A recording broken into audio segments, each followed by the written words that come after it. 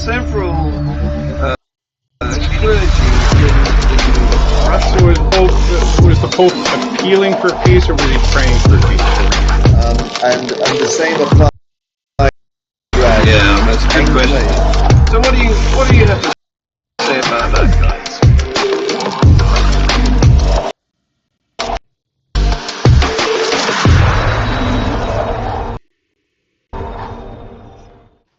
Good morning, afternoon, evening, and welcome to the latest edition of Views on the News. And as you can see, we have a panel of wise and witty people who will give their opinions about things that have happened from the religious entity, the religious bodies that have affected humanity over the past 7 days. So starting with the UK, Prime Minister Rishi Sunak met Benjamin Netanyahu at number 10 Downing Street because the Israeli leader was visiting, and as we all know, he's facing domestic turmoil at home in Israel over his judicial reforms, which include plans that would give the government decisive control over the committee which appoints judges. Now, some of you may notice that there's a parallel to that in other countries. What do you think? Well, it's really important, isn't it, to have an independent judiciary? And how do you secure such an independence? We seem to just about do it in the UK, where we have an appointments commission, which is not directly controlled by the party in power. But I would be interested to hear how other countries do it. And of course, we are aware of the problems in the United States with basically political control of appointments. Yeah, well, local judgeships. Absolutely. Can I just introduce you guys, because I forgot to do that? That was Guy Otten, who's from the Manchester area of England, and the other representatives here are from across the transatlantic. We have David from Manhattan, we have Dread DP Higgs, Dread Pirate Higgs from British Columbia, well actually really at the northern end of British Columbia currently, and we have Dr. Ty Wells from Tennessee. So welcome, guys. I forgot to do that stupidly. I think I've drunk too much red wine. Anyway, we've got representatives of 3 different countries here. Guy's already given his explanation of how we in the UK appoint judges. Can we hear from America and Canada? Sure. I mean, Ty, you can take this, or I can. I mean, there are local judgeships who are usually voted on, and then there are federal judgeships, like let's say for the U.S. Supreme Court, where the party in power will nominate someone for federal office, and then they have to be approved by, I believe, the Congress. So it's still a very political process, but on the lower judgeships, you get to vote for the person as a citizen. On the federal judgeships, you really get your representatives to vote for your best interest if that happens. At least you can vote them out. Right. At the local level. Yeah. Yeah. It works much the same way here too. Yeah. What about Canada, Dred? Do you know how the system works over there? Well, I'm embarrassed to say that I'm not as familiar with our process as I am with the American process. I do know that there's the Attorney General, and then the representative of the Queen here in Canada. So it's a different system than America for sure. You're probably more like the English system because you're still in the Commonwealth and you've inherited our laws. Yeah, like our Supreme Court judges both provincial and federal, are not appointed. They're or not by the government, but the prime minister, the premiers. Yeah, it's a different process. I think in the UK, all judges are technically appointed by either the Queen or the Lord Chancellor, and the Lord Chancellor is the government minister. But they don't get to appoint those. They don't get to choose them. The choice is as a result of a selection process, and I've been through it because I used to be a tribunal judge. You usually apply, but you can also be approached and invited to apply or invited to stand. And the selection process goes through. There's a shortlisting based on a written application, and then there's an interview, which and the interview it has a civil servant on it, another judge, and a third person. I can't think who that would be. But the point is, there's no political involvement at all in that. And then the name goes forward to an appointments commission, who then recommend the appointment, and that recommendation is then adopted. It's not there's no interference at all. So it's essentially non-political in that sense. Nice. The monarch does a rubber stamp on it. Yeah, the Queen or King, whoever,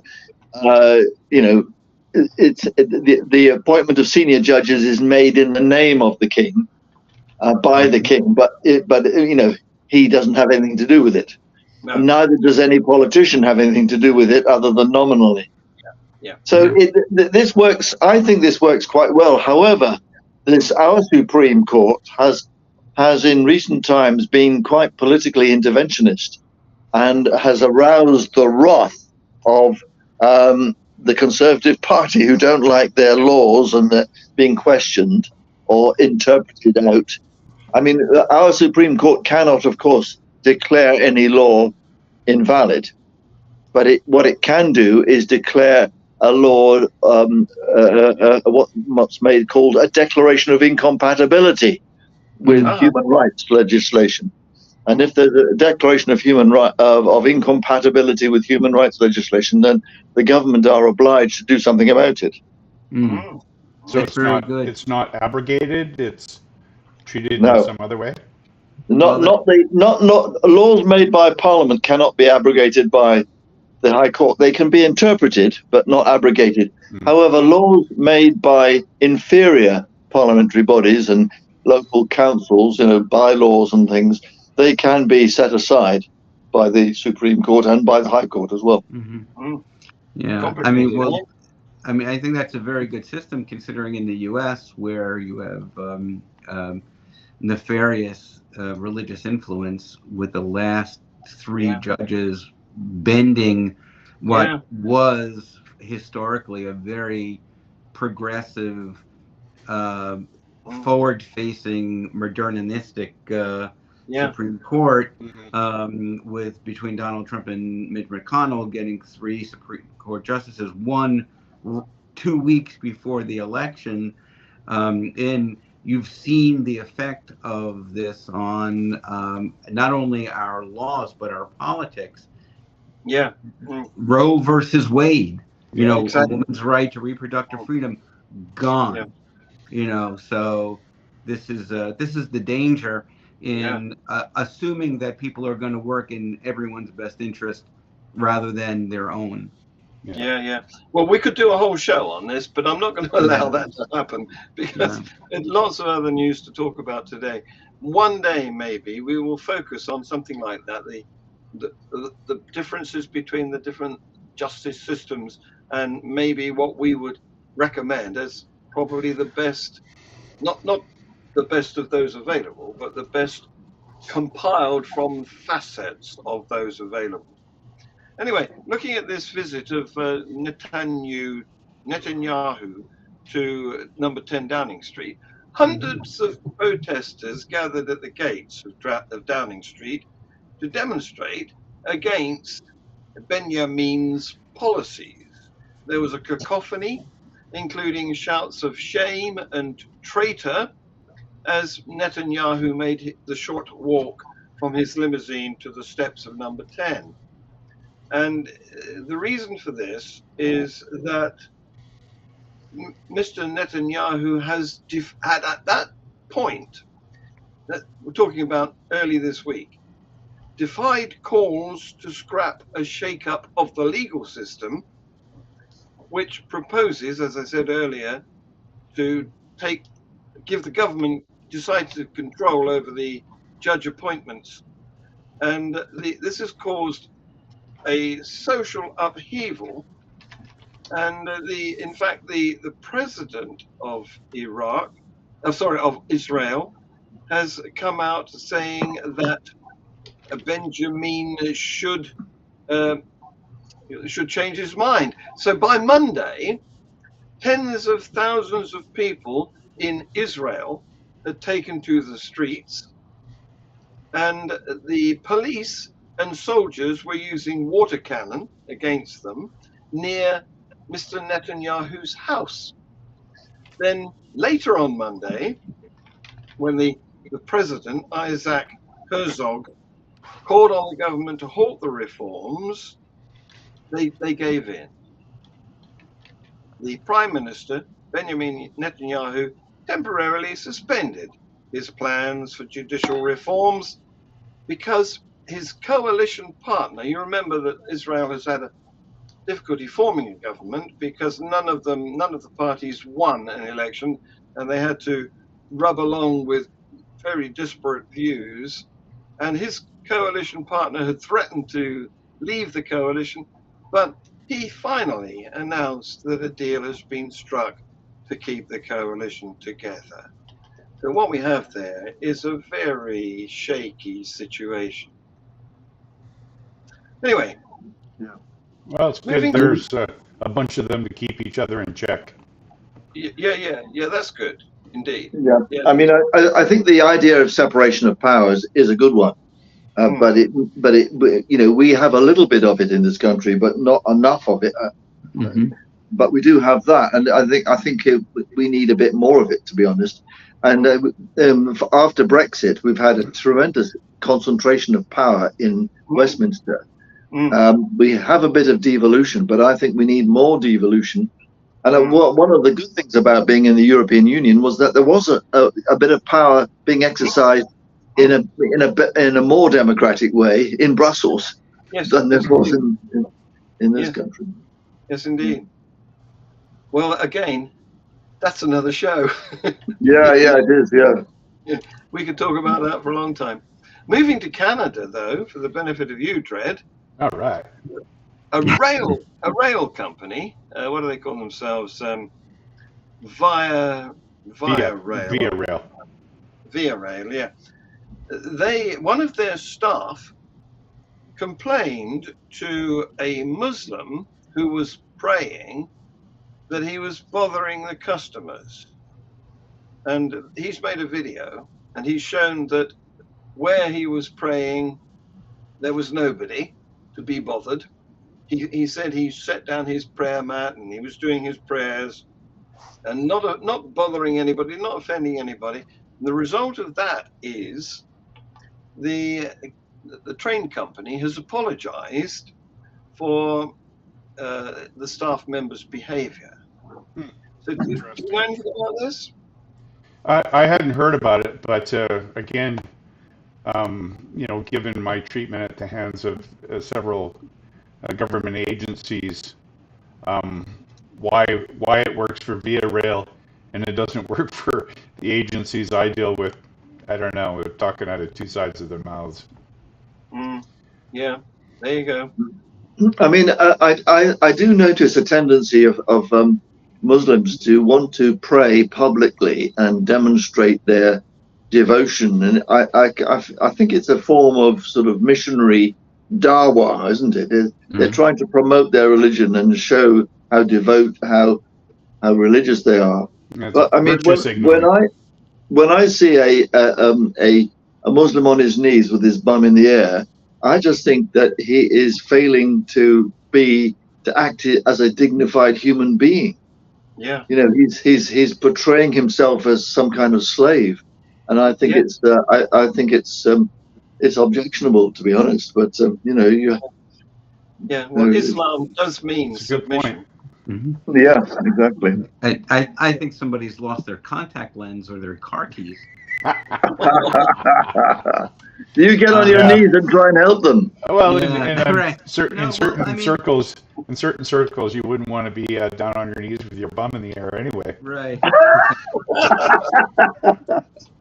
Well, I mean, if this person is doing this in a public area and they have a right to religious freedom, how do you? And they're not bothering anybody. How do you stop them? I mean, if in a free secular society, you have a right to express your religion, just like you have an equal right to express your non-religion. Yeah. Exactly. Yeah. That's a good point.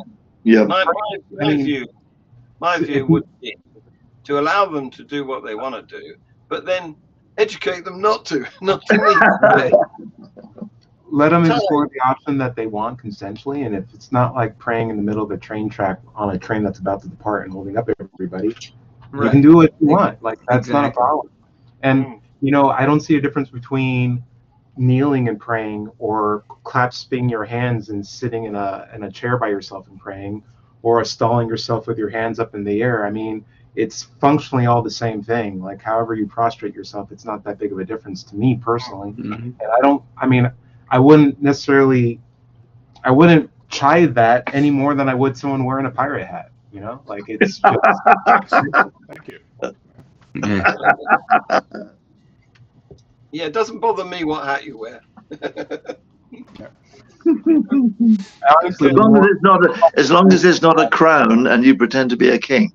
You know, just to a little bit further on that, you know, sometimes, like I've seen, you know, a couple, and maybe even on this show, where you know, people have interrupted school board meetings or mayoral council meetings to, you know, pray, to admonish the council for not doing the Christian right thing or whatever, and that's where it is definitely inappropriate for people to you know, assert themselves and their religious beliefs in a context where it's not appropriate. Yeah, absolutely. It's not appropriate to force it on others, but this guy was on his own, so let him get on with it. Yep. Okay, moving over to Afghanistan. 17-year-old Habiba says, "Every day I wake up with the hope of going back to school. The Taliban keep saying they will open schools, but it's been almost 2 years now and I don't believe them, and it breaks my heart." He blinked and bites her lip, trying not to tear up.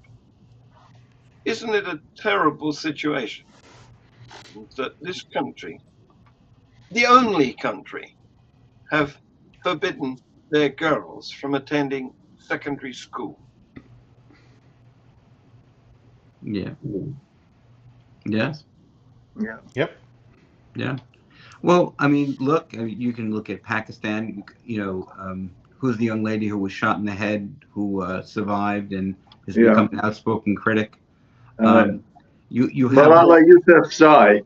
Malala, Malala Yousafzai. Yeah. I mean, you have in these very dark, darkly pessimistic, patriarchal religious societies, an ongoing war against women, and it comes out in all these dysfunctional ways where 50% of your population, just because they're born female, cannot access the things that they have based on their human rights, the access to such freedom. And that we should definitely hold accountable in every way, shape, and possible. And in every country, because of course the defeat of Roe versus Wade in America is the same thing for women as it is in Pakistan or Iran or anywhere else in the world where you know, where if we look at them and say, man, that's crazy that they're not Right. letting their girls get educated, and at the same time, it's this very same thing is going on here. Yeah, and it is religion that's It that's is, causing absolutely. it. I mean, it is absolutely a religious modality, a religious point of view that is causing all of these things. Yeah. Yep. Yeah. Well, what did Madeline Murray O'Hare say that, had we not had, religion or the Dark Ages, we would be 500 years further along in our, social investments, our technology investments, our science. So think about all of this lost opportunity in every country of the world that uses religion and theocracy for their laws, for all of these things, and you can see how it has this detrimental effect on the world. Yeah. Indeed. Yeah, we had an interview with a what did she call herself? A misfit. One of the weird cults that restricts what they think in terms of ancient technology. What are they? What Mennonites? Yeah, she was. We have a look at the archive. You'll see what she had to say about the way she was brought up. My wife is a Mennonite. So their Mennonites are not that extreme. It's like the Amish or the Hutterites that are more extreme with respect to living with limited technology. Yeah. And that just shows you how religions try willfully to keep people back. Yeah, literally. Yes. Okay. Moving to the Middle East. This is fun, really, because Lebanon, which is a country that has a number of problems, because as you know, they had this enormous explosion in Beirut. Is it the capital, or certainly a major port? And a few years ago, a few years ago, and they wrecked a large area of the city, which really still hasn't been redeveloped or repaired. And in addition to that, they have enormous economic problems. And so what they've recently done is they've had a problem with clock changes.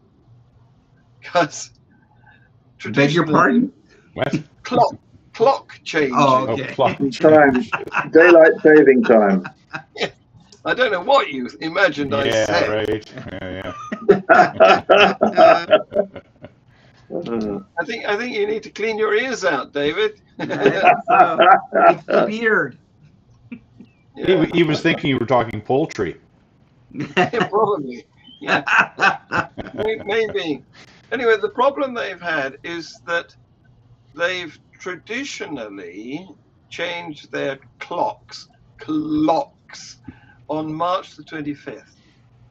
But the current prime minister, is a caretaker prime minister because they can't form a stable government. He's called Najib Mikati, and he proposed to introduce or to postpone daylight saving for a month to April the 20th because it's after the holy month of Ramadan. But most of the population, several churches rejected that, several media organizations rejected that. So on March the 26th, a lot of people have woke up thinking that the clocks had changed, and a lot of people woke up thinking that they hadn't. So they really wrecked their credibility in the eyes of their own population and the world. But they've resolved it by going back to the original date. Yeah, I mean, I don't see what the problem is, because if the clocks go forward as they do at this time of the year, it means that they just lose 1 hour. I mean, that shouldn't make any difference to their fasting, should it? I mean, it's a 1 hour in the middle of the night usually. Yeah. I mean, I suppose they have 1 hour less in which to eat in the middle of the night, Hey, someone's watching. He knows all. I mean, of course, of course, Islam has history with this, because when Islam started, they abolished the spare month. The original Babylonian calendar, which the Arabs were using, inserted an extra month or extra 2 months every few years in order to ensure that the calendar approximated to the sun and to the seasons. But Muhammad abolished that, apparently for religious reasons, and that is why the Muslim calendar comes forward 10 days every year. Yeah, because they've got out of step with reality. Yeah. That's a good way of looking at it. Yeah. Well, actually, there should be 13 months, right? Because there's 13 lunar months in there. But again, that was decided on religious terms. Yeah. Isn't it annoying that Mother Nature doesn't want to fit our calendar? Yeah. So we then had an item on the news from the South Africa correspondent, who can't be here tonight, but she reported, because you may remember last week, we reported on the Ugandan law, which has recently been introduced to criminalize homosexuality even further than it currently is in that country. The situation is that it's illegal to be caught, I suppose, being a homosexual, but now the law has upped the ante, and it says that it's actually illegal to declare that you are a homosexual, and if somebody else knows that you are acting in a homosexual way, it's their legal responsibility, their duty to report you. And what this has resulted in Uganda is a lot of threats being issued by people who don't like somebody else. If you don't do what I want, it's coercion, then I will report you as a homosexual. So that's been going on in Uganda. But in South Africa, the government has remained disappointingly quiet about it. Instead of, most governments in the world would say, this is nonsense, Uganda, you're being very stupid. But South Africa hasn't, except for a few of the parties, not the government parties, but the opposition parties, who have actually come out and said they disapprove. So if Tercia was here, we'd be talking about that. Well, there are 63 nations with laws. Some are more regressive than Uganda, and some are more progressive than Uganda, but they all have the same theme of making it illegal to choose your sexuality or perform sex acts with a member of your same sex. And it's a large chunk of Africa, but it is every continent where there are countries, including the Middle East, in South America and Central America. So there's still this, and of course it's because of the religious indoctrination. And so while there are somewhat, there are all these UN accords, there are still all these countries with these laws on the books which criminalize. In the UK, up until what year? 1960s? It was. Yeah, it was 1967, I think, wasn't it? Yeah, I mean, in the United States, same thing. Was in 1577 there was something called the Buggery Law, which actually instituted in the UK this idea of not having sex with someone who was your own partner. But even in the US, so I mean, this stuff is we have to be very cognizant that this is out there, and just as that there's a war against women based on religion, there's war against the other based on religion as well. Yeah. Yeah, religion is all about hatred, isn't it? It really is. Yeah, not just Also, 5%.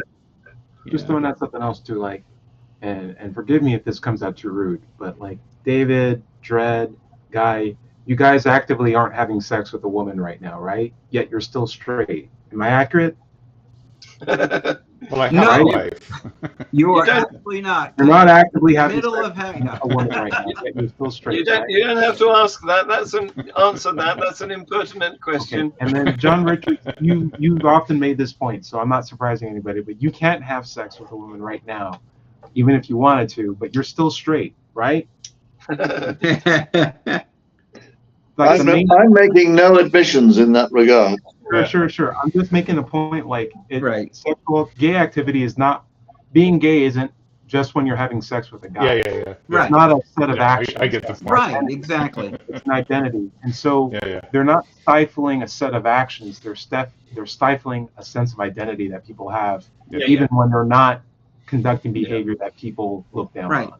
And Yeah. an That authentic is self. traumatic for someone who has to live with that identity on a long, Exactly. like as part of them for as a period of time. That's Yeah. So it's not making codification of a set of rules or actions not to do. You're actually targeting people's sense of self, and that's, in my opinion, is so much more harmful.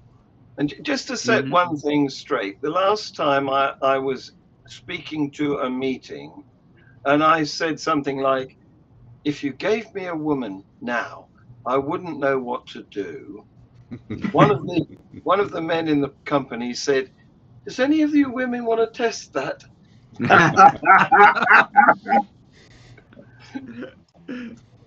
Well, Okay. well. So moving on to the Vatican. Yeah. Not that again. They've recently That's good. they've recently responded to indigenous demands, and they've formally repudiated the doctrine of discovery, which apparently was a theory that was backed by 15th century papal bulls that legitimized the colonial era seizure of native lands. So back then, in the 15th century, the Vatican supported the subjugation of colonies, but they've recently repudiated this. They called it the doctrine of discovery, and they've recently said that maybe we weren't right to have done that. So indigenous leaders, this probably includes people in Canada, Dredd, they've welcomed this statement, but they acknowledge that it's still some distance from the Vatican accepting culpability. Yeah. You know what I find equally disturbing, to a certain extent, is that there are so many indigenous leaders that are still Christian. They rightfully, of course, raise their fists against the colonialism of the church, and yet adopt the religious doctrines. Yeah. It's at complete odds in my mind. Cognitive dissonance. Yeah, I mean, I think the church made that statement, or made that it kind of authorized the imperial and colonial activities that were being indulged in by, Christian nations, and it was all part of the same, imperialist venture. I think it should be seen as that, and it shows that the church really was following the current ethics rather than leading it. Yes, indeed. Yeah. Their God was keeping quiet. Okay, so moving back, that's not unusual, is it? God no, apparently not. He does tend to keep quiet a lot. Quite mute. Yeah. So, but I don't understand. They don't. They talk about I'm sorry, but they don't talk about reparations. You know what I mean? Like they don't. Yeah. This is the problem. Admitting that you were violent and wrong and did despicable things because you thought you were right at the time is not the same as being held culpable for your actions. Yeah. Indeed. But I think the Pope was given a ceremonial headdress or something by the Canadian Indigenous Peoples representative. Yeah, he was a little while ago when he was over with you. Yeah. So moving on to the UK, as you know, we have 2 archbishops and 24 bishops sitting as of right in the House of Lords, our upper house. But the Commission on Political Power has recently pronounced that this is an anomalous presence and have recommended their removal. How about that? Mm-hmm. That's great news, but it's going to take more than the odd commission. I mean, people have been saying this at various levels for years and years, but it's really good that a commission is now saying it. But we need wholesale political reform in this country, including the abolition of the House of Lords and its replacement with something like a Senate. But we also need proportional representation, which is an absolute vital reform, in my opinion. Plus a lot more devolution. Yeah, I mean, the basic principle is that political decisions should be made at the lowest level that's practicable. Yes. We're not doing that in this country. Although, interestingly enough, there has been some minor steps to devolution to my area recently. Yeah, there should be more what they call pothole politics, right? Mm-hmm. Well, yeah, pothole politics, yeah. Well, what annoys me about my local council is that they are concerned about potholes and things like that, but they're not concerned about the climate emergency. Not particularly, not that I've noticed anyway. Yeah. Maybe if they stop putting out some higher. Oh, you got it. Yeah. I like that. Yeah. Yeah. So going back to the US of A, in somewhere, I'm not sure where in the US of A, but there is a Mongolian boy who was born. I love it. he was born in the US of A. Lama And up, I think. The Dalai Lama has named him, he's 8 years old at the moment, as the reincarnation of the 3rd most important spiritual leader in Tibetan Buddhism. The name of this leader is the 10th Kalka Jetsun Dampa Rinpoche. Poor kid to be called that. Yeah, sure. That's what they all say. But I mean, what worries me is that this kid is now going to be inducted into a highly indoctrinated lifestyle. Well, just like the Dalai Lama was. Exactly. Yeah. No, it's so he won't have much choice. I mean, it'll be hard for him to break out and reject the privileges that he'll receive, no doubt. Yeah. Well, of course, it's based on a presupposition that reincarnation is a thing that you can actually tell. Right. I mean, it'd be like looking at a worm and saying, "Hey, I know for sure that was Jack the Ripper has just been reincarnated." How do you tell these things, right? Mm-hmm. Exactly. Yeah. Well, the current Dalai Lama, who is now 87 and was recruited, I don't know whether that's the right word, when he was 8, he's been in the role for 80 years. So you can see how much of a trap it is. Yeah. So staying in the US of A, there's a mega church in Washington. I think this is Washington, the state, rather than Washington, D.C. Oh, by me then. Yeah, up your way.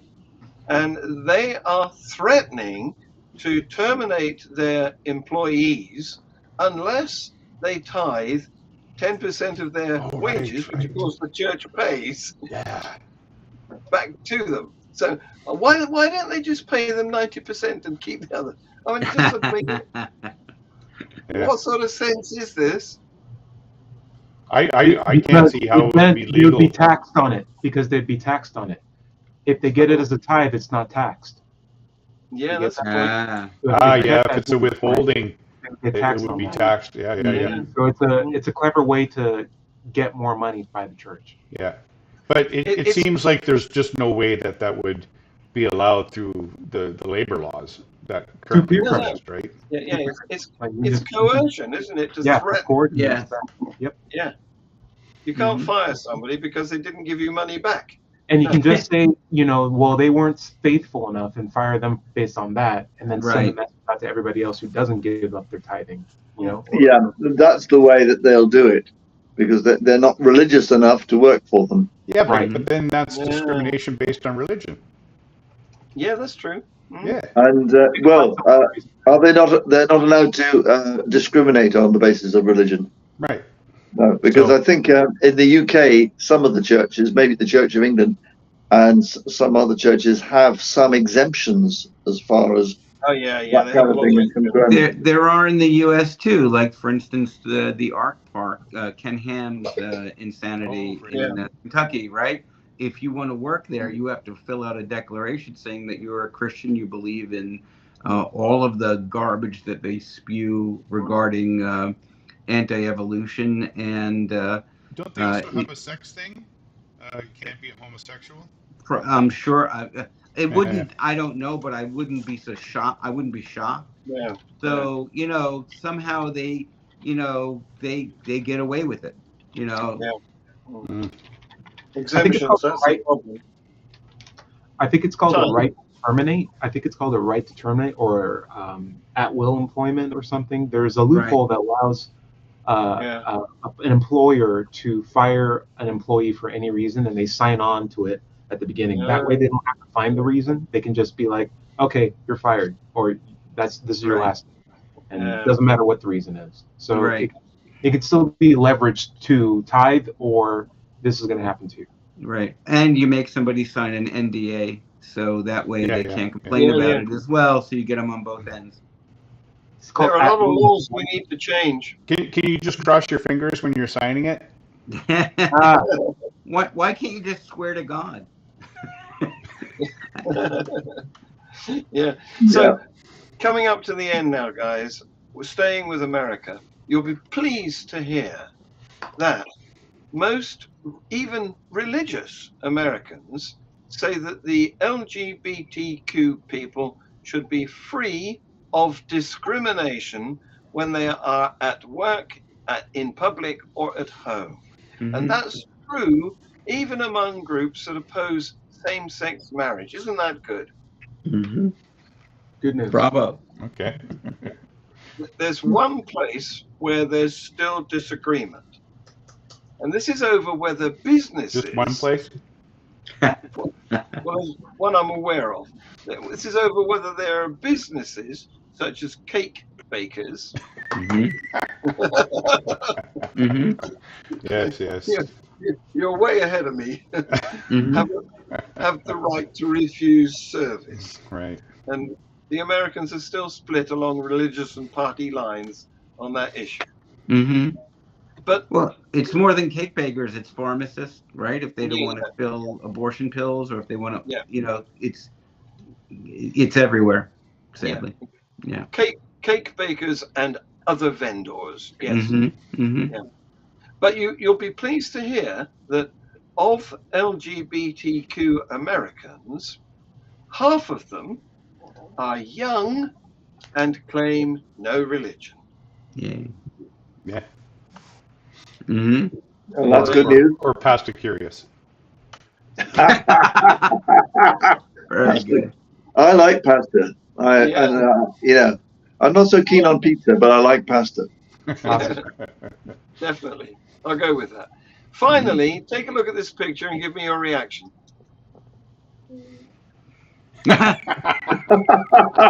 Is that a Russian priest blessing a military aircraft that is about to go and attack Ukraine?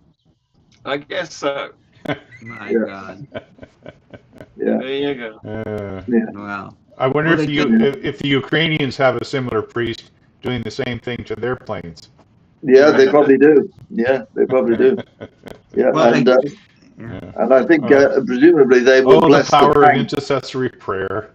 Yeah, There yeah. you go. There's naught so queer as folks, is there? Yeah, indeed. Guys, thank you very much. You've been wonderful. Say Yeah, goodbye thanks. to everyone. Bye, Take care of everybody. yourselves. Ramen. See you again next week. Bye bye then.